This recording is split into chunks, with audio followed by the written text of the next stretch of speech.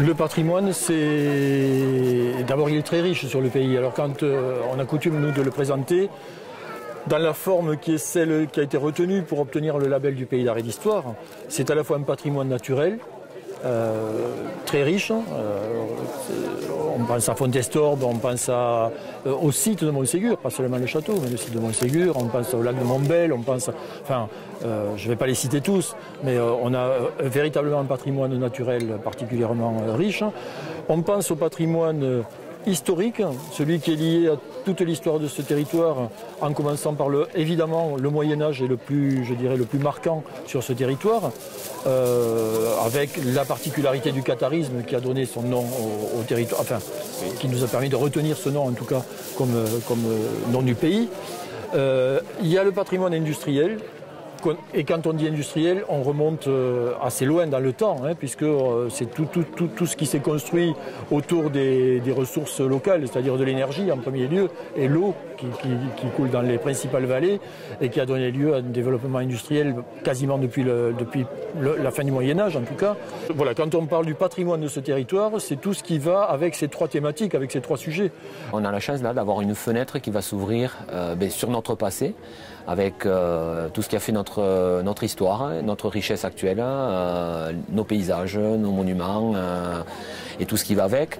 Mais en même temps, ça donne la possibilité aussi d'ouvrir cette fenêtre sur l'ensemble de la planète pour donner un petit peu plus encore, on va dire, de poids à tout ce qu'on peut proposer. C'est un véritable outil de communication moderne et au-delà de tout, le tourisme et le patrimoine, pour notre département, c'est aussi de l'économie. Et ne pas se servir de cet outil-là pour communiquer serait une erreur vraiment énorme. Mais également, le fait que l'administré, l'ariégeois, le local puisse se l'approprier, et la jeunesse, parce qu'il restera toujours le support papier. Mais bon, ces outils-là, ce serait une erreur de ne pas les utiliser, bien sûr, et ça a été fait avec excellence. Tout le monde connaît Mirepoix, tout le monde connaît Montségur, beaucoup de gens connaissent Camon, mais notre territoire, il est traversé, il y a un certain nombre de sites, pas petits, mais un peu moins connus, et eux aussi ont toutes leurs valeurs. Ils ont toutes leurs valeurs pour les résidents, que ce soit les résidents permanents qui des fois ne connaissent pas bien leur patrimoine, mais aussi pour les résidents ponctuels que sont les touristes qui restent plus ou moins longtemps. Et un territoire se nourrit de ces sites phares, mais aussi de tout le maillage de ces sites qui ont leur histoire. On parle moins, mais c'est tout aussi présent à mon avis, et tout aussi à développer. Je pense au patrimoine dit immatériel, je pense à la cuisine. Il y a des journées régulièrement organisées pour mettre en valeur ce patrimoine-là. Je pense aux langues, évidemment, au patrimoine linguistique.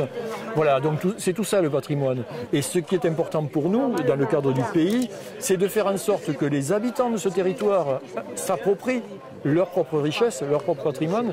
Parce que là, vous savez, dans une période où on parle des délocalisations comme d'un danger, on a là toute une richesse non délocalisable, qui est vraiment la propriété, le bien commun de tout ce territoire. Nous, on est les premiers ambassadeurs, on va dire, de ce qu'on voit tous les jours, de notre territoire. Et je pense qu'on aurait beau mettre tous les efforts du monde à essayer d'en faire la promotion, on n'arriverait même pas à un centième de ce que fera le site tel qu'il est présenté.